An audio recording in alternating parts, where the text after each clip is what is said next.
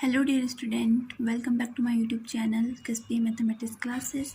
तो कैसे आप सब लोग? आई होप आप सभी लोग अच्छे होंगे और अपने घरों में सुरक्षित होंगे। ओके, तो आज हम स्टार्ट करेंगे आपकी एक्सरसाइज 3.1 का क्वेश्चन नंबर 3। ओके, तो चलिए क्वेश्चन स्टार्ट करने से पहले मेरे चैनल को लाइक, शेयर और सब्सक्राइब कर दीजिए। तो चलिए करते हैं क्वेश्चन स्टार्ट।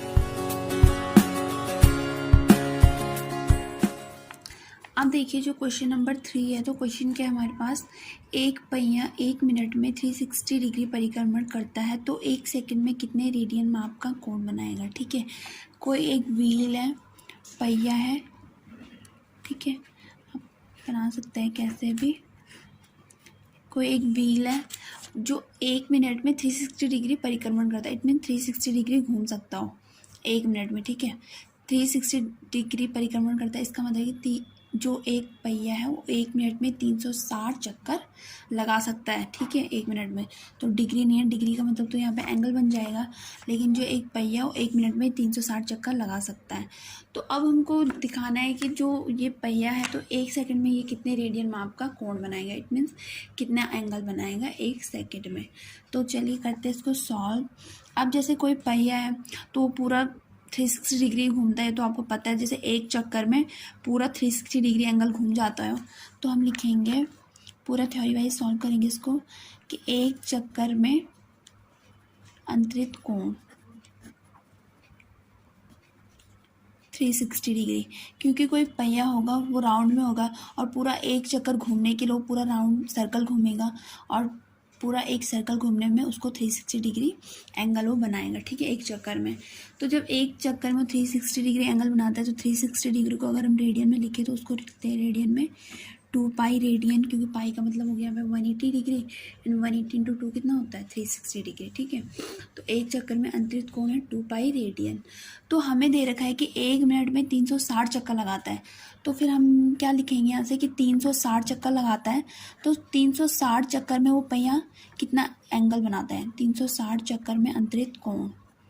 तो ये कैसे आएगा हमारे पास, क्योंकि वो जो पहिया है तो 1 मिनट में 360 चक्कर लगाता है और एक चक्कर में 2 पाई इट मीन्स 360 डिग्री एंगल बनाता है। तो जो 360 चक्कर में अंतरित कोण होगा वो होगा 360 इंटू 2 पाई, जितना कि एक चक्कर में अंतरित कोण है इंटू 360 करेंगे तो उतना ही वो 360 चक्कर में क्या करेगा, एंगल बनाएगा उस पहिए पे। तो 360 इंटू 2 पाई कितना हो जाएगा यहाँ पे 720 पाई रेडियन। इट मीन्स जो पहिया है वो 360 चक्कर में 720 पाई रेडियन का एंगल बनाता है। ठीक है, अब हमारे पास दिया हुआ है कि 1 मिनट में 360 चक्कर लगाता है, तो हम लिखेंगे 1 मिनट में लगाए गए चक्करों की संख्या, 1 मिनट में लगाए गए चक्करों की संख्या कितनी है, 360 है। ठीक है, 1 मिनट में लगाए गए चक्करों की संख्या है 360। तो 1 मिनट में कितना एंगल बनाएगा वो, 1 मिनट में अंतरित कोण जो कि अभी निकाला हमने, 1 मिनट में अंतरित कोण,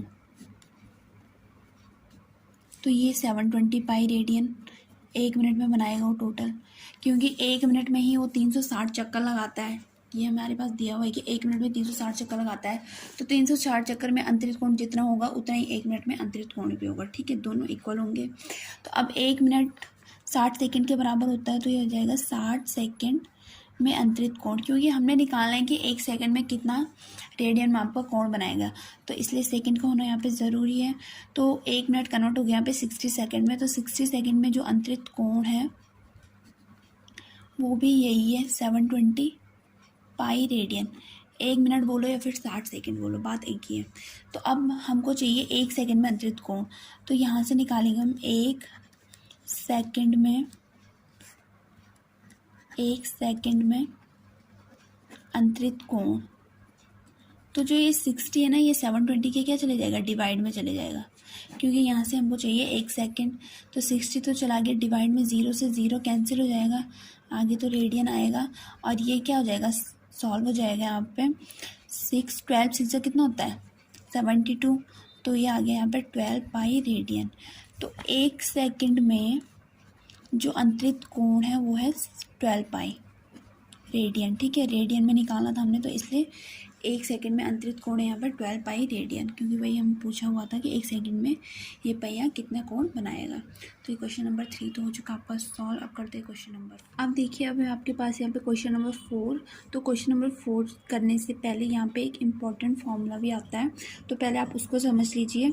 अब जैसे यहाँ पे एक सर्कल है जिसकी हमको दे रखी है रेडियस एंड एल का मीन्स हो गया यहाँ पे चाप की लंबाई, आर्क्स लेंथ बोलते हैं जिसको, ठीक है। तो इसके लिए एक फॉर्मूला होता है कि अगर हमारे पास किसी वृत्त की त्रिज्या दे रखी है और चाप की लंबाई दे रखी है तो उसके केंद्र पर अंतरित कोण के लिए क्या फॉर्मूला होगा। तो उसके लिए जो फॉर्मूला होता है theta equal to L upon R radian, और जो ये एंगल आता है वो हमेशा कि इसमें आता है रेडियन में आता है, ठीक है।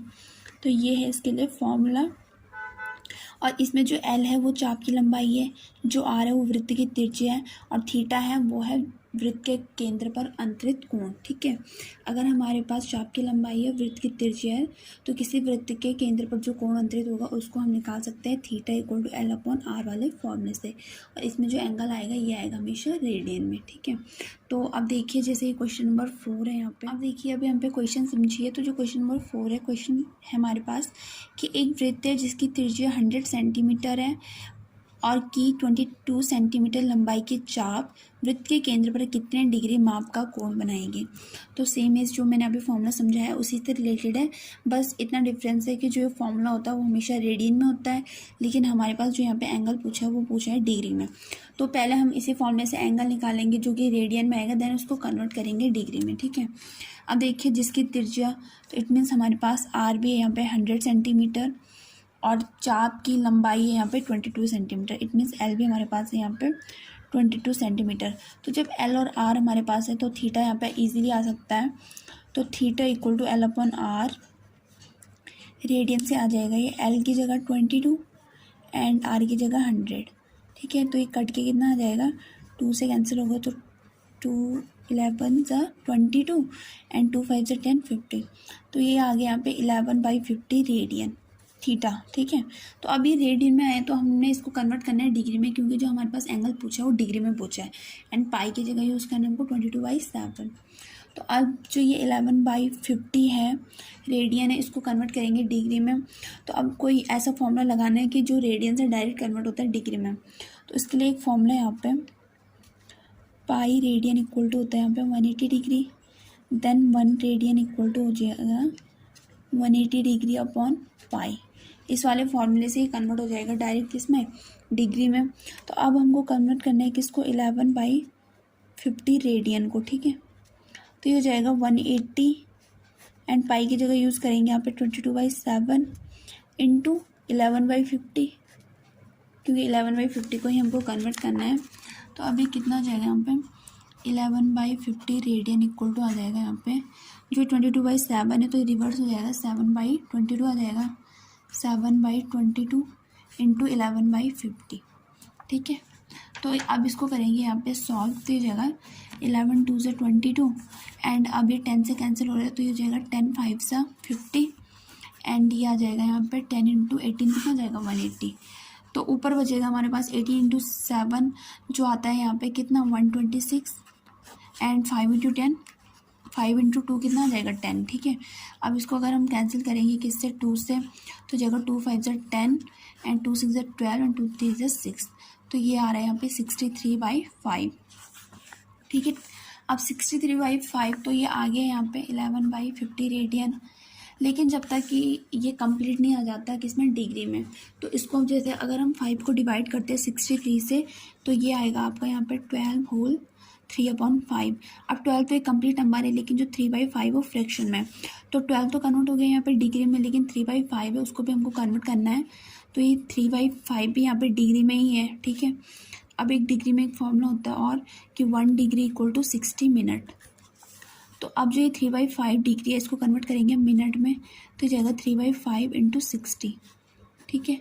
अब इसको कन्वर्ट करेंगे तो ये जाएगा 5 इंटू 12 60 आ जाता है एंड तो ये आ जाएगा यहाँ पर 12 डिग्री एंड 12 3 से कितना आ जाएगा 36 मिनट।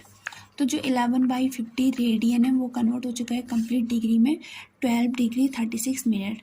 तो यही आंसर है आपका कि जो इसके केंद्र पर जो कोण बनेगा वृत्त के, तो वो बनेगा 12 डिग्री एंड 36 मिनट वाला। ठीक है, ये वाला।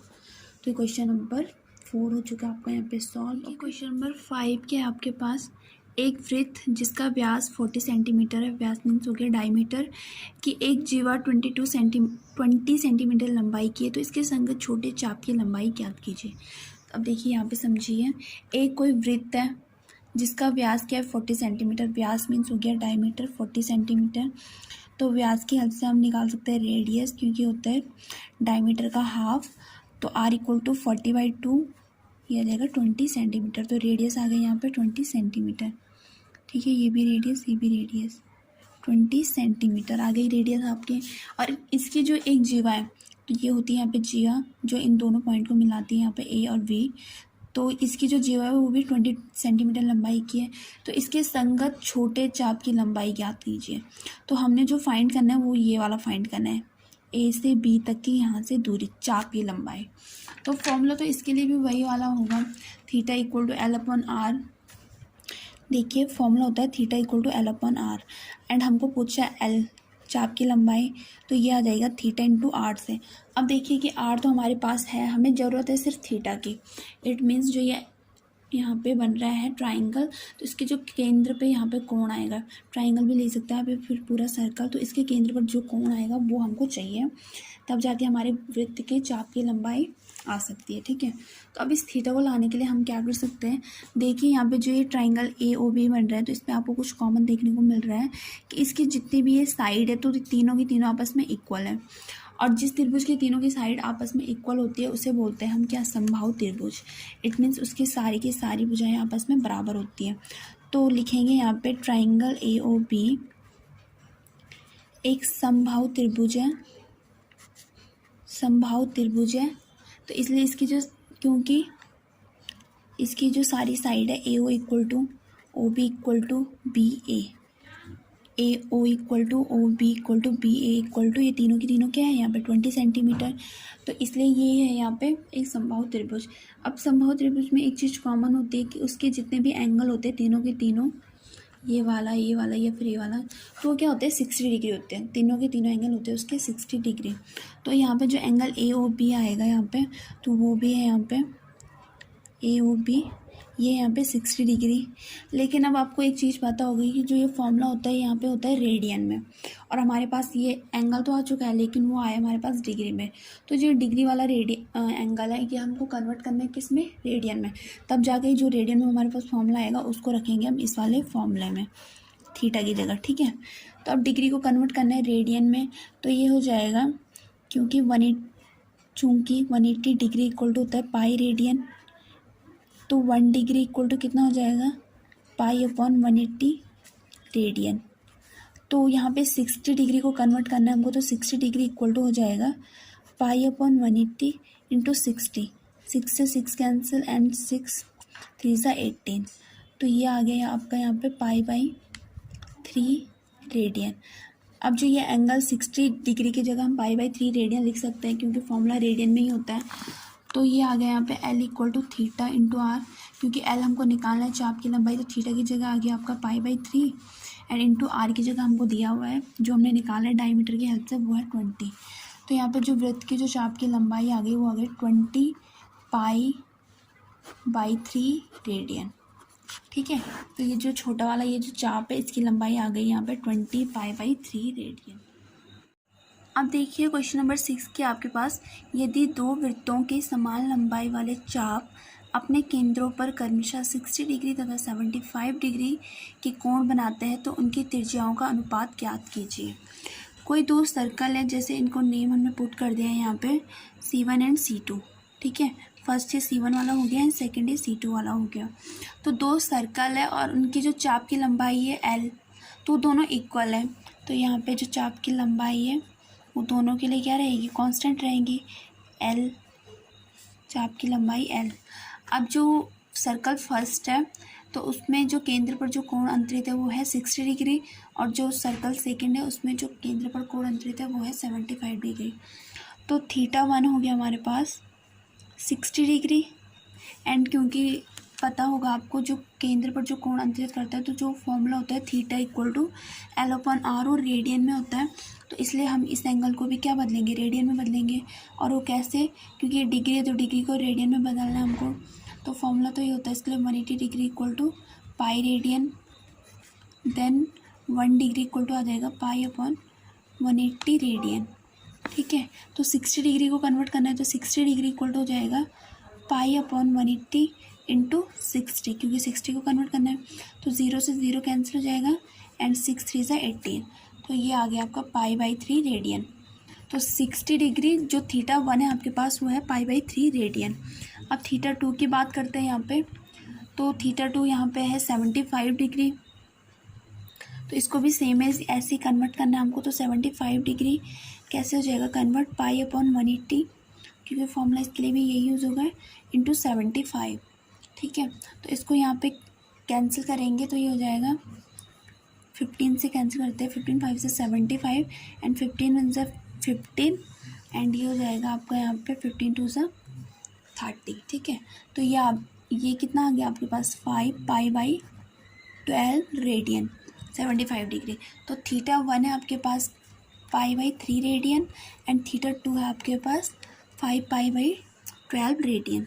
ओके, इतना है आपके पास। अब थीटा 1 और थीटा 2 तो आ गया हमारे पास। अब देखिए जो फॉर्मूला होता है आपके पास वो होता है theta equal to L/R radian. ठीक है, theta equal to L/R radian. And हमको इस क्वेश्चन में पूछा है एल तो दोनों के लिए सेम है, दोनों सर्कल के लिए, और थीटाज भी हमने निकाल दिए यहाँ पे रेडियन में। तो इसमें हमें पूछा है कि त्रिज्याओं के अनुपात, इट मीन्स R1 और R2 का रेशियो। तो फाइंड करना है हमने R1 रेशियो R2 कितना होगा। ठीक है, तो इस फॉर्मूले से R निकालना है हमको, तो ये हो जाएगा फॉर्मूला कन्वर्ट हो जाएगा R इक्वल टू R इधर चले जाएगा और L के डिवाइड में कितना आ जाएगा, थीटा आ जाएगा। अब फर्स्ट सर्कल की बात करें अगर हम, तो फोर सर्कल C1। ठीक है, सर्कल C1 के लिए क्या हो जाएगा, ये फॉर्मूला कन्वर्ट हो जाएगा R1 equal to L upon theta 1, क्योंकि L कांस्टेंट है तो कांस्टेंट ही रहेगा। तो R1 तो हमने निकालना है एंड L अपॉन थीटा 1 कितना हमारे पास पाई/3 रेडियन। तो ये जाएगा पाई/3 एंड ये 3 ऊपर चला जाएगा तो ये जाएगा 3L अपॉन पाई। R1 आ गया। अब 4 सर्कल C2 की बात अगर करें तो फॉर्मूला कन्वर्ट हो जाएगा R2 equal to L upon theta 2। R2 आ जाएगा, L कांस्टेंट है एंड थीटा 2 कितना है हमारे पास यहाँ पे 5 पाई/12, 5 पाई/12। तो 12 रिवर्स हो जाएगा और L के साथ चले जाएगा तो ये आ जाएगा 12L अपॉन 5 पाई। अब R1 और R2 आ चुका है, तो अब निकालना है हमने दोनों का रेशियो। तो कर देंगे R1 डिवाइडेड R2, तो जाएगा R1 अपॉन R2। तो R1 कितना हमारे पास 3L upon pi and R2 हमारे पास 12L अपॉन 5 पाई। अब जो ये मेन डिवाइड की लाइन के ऊपर है 3L अपॉन पाई इंटू, और ये रिवर्स हो जाएगा तो ये आ जाएगा 5 पाई अपॉन 12L। L से L कैंसिल, पाई से पाई कैंसिल एंड इस 3 से 12 कैंसिल, 3 4 से 12। तो यहाँ पे जो रेशियो आया हमारे पास वो आया 5/4 R1 एंड R2। तो इसके लिखेंगे हम R1 ratio R2 equal to आया हमारे पास 5/4। ओके, तो ये हो चुका आपका यहाँ पे क्वेश्चन नंबर 6 सॉल्व। ओके, करते हैं क्वेश्चन नंबर 7। देखिए क्वेश्चन नंबर 7 और लास्ट क्वेश्चन आपके इस एक्सरसाइज 3.1 का क्वेश्चन। यहाँ पे 75 सेंटीमीटर लंबाई वाले एक दोलायमान दोलक का एक सिरे से दूसरे सिरे तक दोलन करने से जो कोण बनता है उसका माप रेडियन में ज्ञात कीजिए, जबकि इसके नॉक द्वारा बनाए गए चाप की लंबाई निम्नलिखित है। तो ये जो 3 है, फर्स्ट सेकेंड एंड थर्ड, यहाँ पे चाप की लंबाइयाँ दी हुई है 10 सेंटीमीटर, 15 सेंटीमीटर एंड 21 सेंटीमीटर। ठीक है, और जो 75 सेंटीमीटर तो ये रेडियस है, तो इन तीनों के लिए रेडियस क्या है यहाँ पे कांस्टेंट है, तो हमें निकालना है थीटा। ठीक है, रेडियन में, तो फॉर्मूला तो रेडियन में ही होता है। तो फॉर्मूला होता है इसका theta equal to L/R radian. ठीक है, ये जैसे कोई दोलन है और उसे एक सिरे से दूसरे सिरे तक जाने में जो एंगल बनता है वो हमने निकालना है, और 75 सेंटीमीटर की लंबाई का वो दोलन है। ठीक है, 75 सेंटीमीटर लंबाई का वो एक दोलन है। ठीक है। अब देखिए थीटा इक्वल टू L/R है, तो हमें निकालना है θ1। फर्स्ट θ1 निकालते हैं। तो θ1 के लिए क्या हो जाएगा, L1 यूज़ होगा यहाँ पे, L1 θ1 इक्वल टू L1/R। तो L1 आपके पास 10 सेंटीमीटर जो गिवन है एंड R है 75। तो ये कैंसिल होकर कितना आ रहा है यहाँ पे, 5 2 = 10 एंड 5 1 = 5 एंड ये हो जाएगा 5 5 = 25। ठीक है, 15 5 = 75 होता है। तो θ1 आ गया आपके पास 2/15 रेडियन, जो कि हमने फर्स्ट के लिए निकाल दिया। अब सेकंड निकाला हमने θ2, तो फॉर्मूला वही रहेगा, θ2 इक्वल टू L2/R में कन्वर्ट हो जाएगा सिर्फ। तो L2 कितना हमारे पास 15 सेंटीमीटर है, तो ये जाएगा यहाँ पे 15 सेंटीमीटर अपॉन R है 75 सेंटीमीटर, नहीं लेंगे यहाँ पे 75। तो जाएगा 15 1 = 15 एंड 15 5 = 75। तो ये आ गया आपके पास 1/5 रेडियन θ2। अब अगर θ3 की बात करते हैं हम, तो θ3 भी ऐसे निकालेंगे L3/R से, और L3 आपके पास 21 सेंटीमीटर, 21/75 हो जाएगा। ठीक है, और ये कैंसिल हो रहे हैं यहाँ पे 3 से, तो जगह 3 7 = 21, 3 2 = 6, 3 5 = 15। तो ये आ गया आपके पास 7/25 रेडियन। ठीक है, तो ये θ3 भी आपके पास आ चुका है। तो θ1 2/15, θ2 1/5 एंड θ3 आपके पास 7/25। तो ये क्वेश्चन नंबर 7 भी सॉल्व हो चुका है। क्वेश्चन बहुत ही ईजी था। L1 L2 L3 हमें दे रखी थी। R 75 सेंटीमीटर था, तीनों के लिए कांस्टेंट था एंड फार्मूला यूज़ किया और उसकी हेल्प से आ गया θ1 θ2 θ3। ओके, तो ये एक्सरसाइज आपकी होती है ख़त्म 3.1। नेक्स्ट एक्सरसाइज नेक्स्ट वीडियो में। ओके, तब तक के लिए आप वीडियो आराम से देखिए, अच्छे से देखिए। Okay, thank you so much.